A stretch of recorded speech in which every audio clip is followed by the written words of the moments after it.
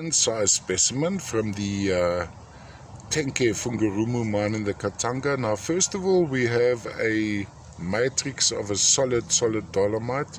Dusting that matrix would be some heterogenite. Now on closer investigation of the black material you'll find it's waxy black boteroids.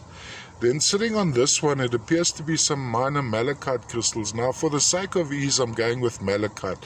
It's most likely not malachite, but I deal with pretty recent material from the Katanga, so it's very often very difficult. There's no point of reference for me to go on this green material, especially the Katanga. The problem is none of us, I don't think any collector or very few collectors have actually been into these mines.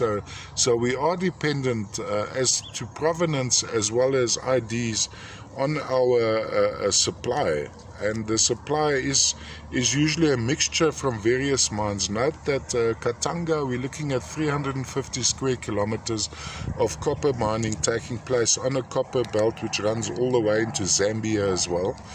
And there are hundreds of little mines.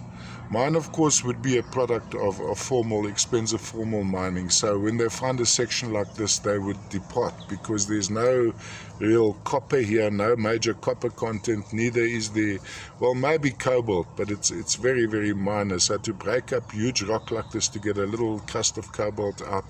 And of course, what we have is a on the cross section. Let me show you. It'll be a fine crystals of cobalt and calcite, which have been dusted by some chrysocolla, and on section covered again by druzy quartz, and then little flowers of maybe malachite sitting on there. Let's just see if we can have a closer look. I think if you zoom into the still pictures you can